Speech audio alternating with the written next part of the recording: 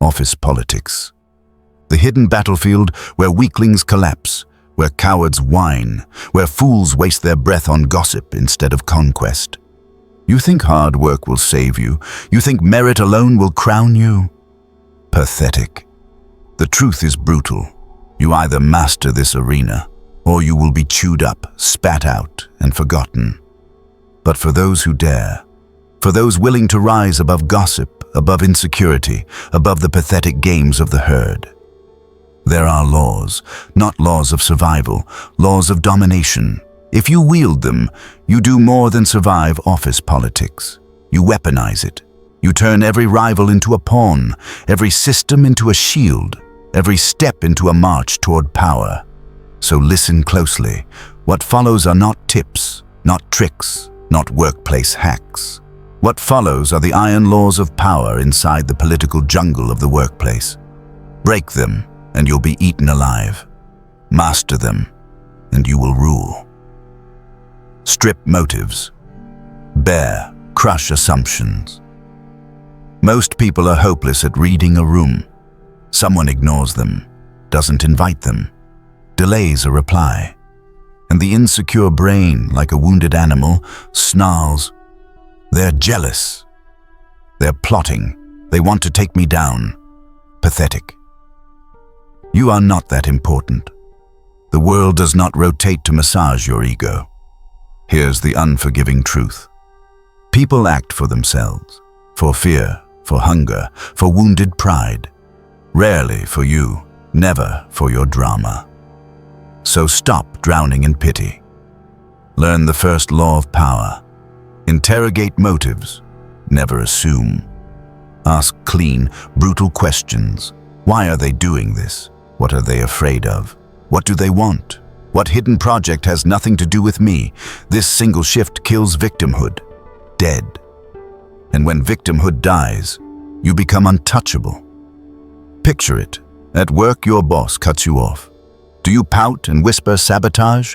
Or do you stop, dissect, and see the real engine? His deadlines, his fear of looking weak.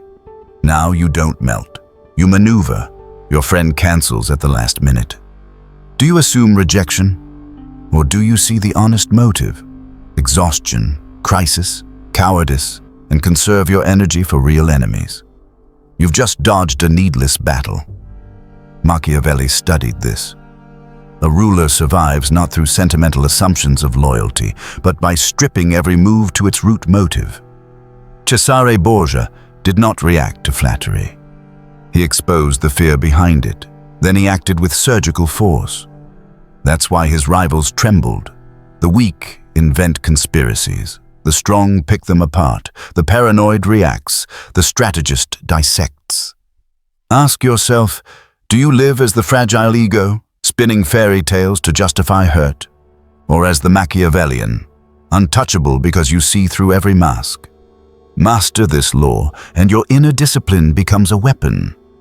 Reading motives gives you prediction. Prediction gives you leverage. Leverage gives you control. When you command your interior, you command the outer world. You bend agendas. You steer alliances. You collapse opposition with precision. You don't just survive human politics. You weaponize understanding. You anticipate. You manipulate. You dominate. Hey guys, we're Wisdom, based in Abu Dhabi. We use AI tools to make these concepts come to life, but it's our amazing team who goes deep, breaking down powerful philosophical ideas and showing how they really apply in everyday life. We hope you enjoyed today's content. Crush the pawn, judge the throne. Here's where the herd collapses. They see one rival, one critic, one worm in the dirt, and they confuse him for the kingdom itself. They mistake a rat's squeak for the voice of the throne. Think. Have you ever hated a co-worker, a manager, a politician, only to realize later they weren't the power, only a pawn, only a disposable piece on the board? Because here's the iron truth. Politics is gravity. It flows downward from the top. If your rival's little games contradict the values of the leader, then you have leverage. That rival is not a systemic threat. He is vermin, and vermin are easily stamped out. How? Simple. You don't dirty your hands killing flies. You let the system devour them for you. Expose them. Align yourself so flawlessly with the throne's values that the machine itself exterminates your enemy. But here's the darker reality. What if the throne smiles on the rot? What if the leader rewards the lies, praises the corruption, celebrates the snakes? Now you are not fighting a rival. You are standing in a diseased empire. And here is the Machiavellian truth. You cannot cure it, you cannot reform it. When the throne itself is diseased, every strike you swing drains only your own blood. The wise warrior withdraws, not in fear, in calculation. Better to retreat whole, regroup, and strike elsewhere than die on foreign soil for a doomed cause. Picture it at work. If one coworker undermines you, but the boss hates games, you expose and crush the insect. But if the boss laughs at the deceit, plays it himself, rewards the snakes, then you are not climbing a ladder, you are sinking in quicksand. That's when you stop scrapping for crumbs and start plotting escape. In society, if one official is corrupt, you can burn him down. But if the government itself sanctifies corruption, then you face not a man, but a rotting empire. And no empire that rots from the head can ever be saved. Machiavelli knew this. A prince can purge traitors when the state is strong, but when corruption sits on the throne itself, collapse is inevitable. So ask yourself, in every conflict, am I fighting a symptom, or am I trapped in the disease? If it's a symptom, crush it without mercy. If it's a disease, abandon the empire before it devours you. That is not cowardice. That is ruthless survival. And survival is the foundation of domination. Wield values as sword and shield. Politics cuts deepest not with steel, but with values. Think. When you stand in a place that insults your core code, every whisper feels like a dagger. Every betrayal feels like a mortal wound. Here's the brutal truth the weak deny. If your values do not align with the system's, you are finished. You cannot outlast it. You cannot change them. That fantasy is cowardice. It is like staying chained to an abuser, praying for mercy. It will never happen. They will not bend. You will break. So ask yourself now, does this battlefield honor your code or spit on it? If it honors it, good. Politics becomes background noise. You maneuver, you rise, you conquer, without shredding yourself inside. But if it mocks your values, then every step poisons you. No paycheck, no promotion, no crown can save you from the slow rot of betraying your code. Machiavelli knew this. A prince must appear aligned with the values the people respect, or his throne crumbles. If even a ruler cannot survive a clash between values and perception, what chance do you have? Here lies your shield, your values. They block battles that are not yours.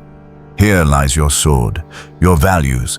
They ignite the courage to strike when the cause is worthy, but confuse them and you are ruined. Stay in a realm where your values are mocked and your shield shatters, your sword turns inward and you collapse into dust. At work, in society, even in bloodlines, alignment is not optional. When your values and the system align, you are untouchable. When they clash, politics is poison. So choose, and choose without mercy. Because the man who abandons his code for ambition does not ascend.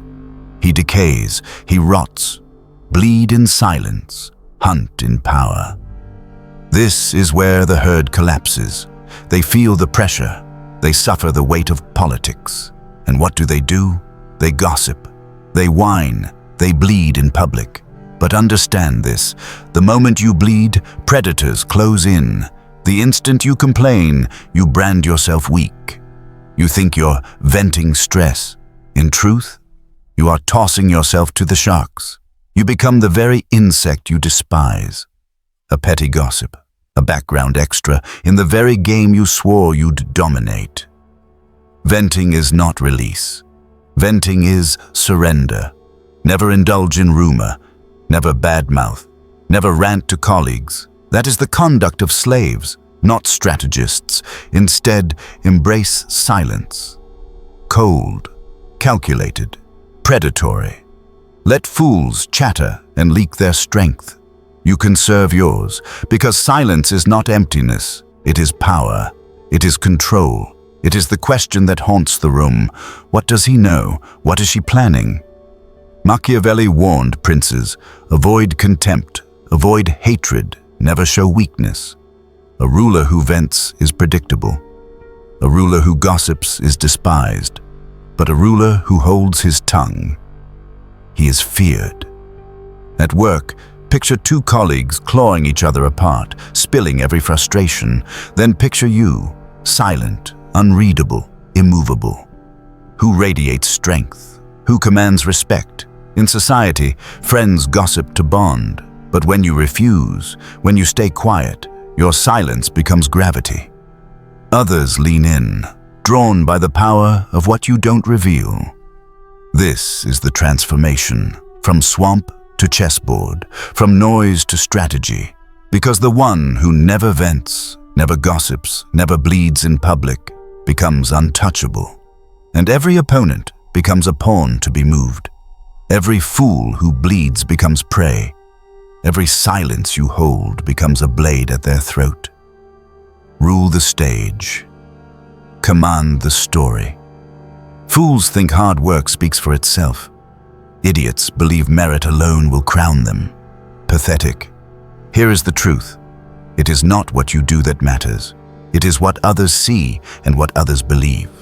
Visibility is not decoration. Visibility is a weapon. If you do not seize control of the story of your worth, someone else will.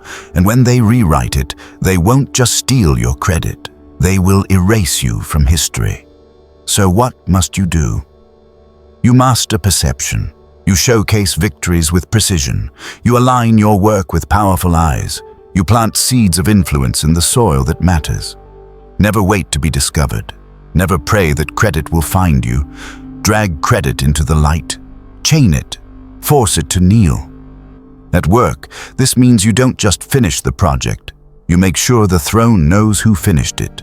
You don't just perform. You perform where the decision makers are watching. In society, it is not enough to be loyal. You must look loyal. Not enough to be generous. You must appear generous, because as Machiavelli taught, men judge by appearances, never reality. Even rulers are slaves to perception. A prince must wear the mask of mercy, faith, piety, while in secret he wields cunning and cruelty. For the people do not see the heart, they see only the mask. So, what mask do you wear? Do you look like the one in command? Or do you look invisible? Because invisibility is death. Master visibility, and you bend reality itself. The room will believe what you decree it to believe. And once the narrative is yours, rivals become shadows, seen less, trusted less, forgotten faster. Forge shadows into shields. Naive employees chase friendship at work. They crave approval, comfort, belonging, pathetic. They think gossip circles equal loyalty, but gossip is sand. It slips, it betrays, it collapses at the first sign of pressure. Real power builds differently, not loudly, not desperately, but silently, strategically. You do not need everyone. You need the right ones, the figures with leverage, with resources, with access, the ones who can unlock doors others don't even know exist. And here is the law. You never boast about these alliances. You never trumpet your hand. You weave them in silence, thread by invisible thread. Until the day comes when a rival lunges, they think you stand alone. But the trap springs. Hands emerge from the shadows. Voices rise in your defense, and your enemy realizes, too late, you were never alone at all. This is the terror of silent alliances. They are deadlier than declarations because they breed paranoia. No one knows where your influence ends. No one knows who might strike back on your command. Machiavelli warned, "A prince must choose his ministers wisely, for they reflect his power." The cunning ruler surrounds himself with capable, loyal allies in silence, so rivals never dare test his reach. In the workplace, this means you do not waste energy courting the crowd. You cultivate the decision-makers, the gatekeepers, the ones who control resources. In society, you do not seek noise. You cultivate a handful of figures who can tilt the field itself in your favor. Because here is the truth. One silent alliance with power outweighs 100 noisy friendships with weakness. And when enemies finally strike, they will not fight you alone. They will fight the invisible army coiled in your shadow, and by then, their defeat is already written. Freeze the fire, rule with ice. Office politics feeds on one fuel: emotion, anger, jealousy, insecurity. And most employees, pathetic slaves to it. They flare, they sulk, they break down. Every twitch, every outburst, betrayal of their weakness. But you must be different. Cold, detached, icy. Smile when insulted. Nod when provoked. Let fools believe they've struck you, while inside you feel nothing. Because here is the law. Emotion is weakness. Detachment is strength. When you stop reacting, you rob enemies of ammunition. They cannot manipulate you, they cannot predict you, they cannot touch you, and that is where real victory lies. Emotional detachment doesn't just protect you, it terrifies them. Picture it. A man who cannot be rattled, who cannot be provoked, who does not flinch. Such a man becomes untouchable. His rivals hurl fire at ice.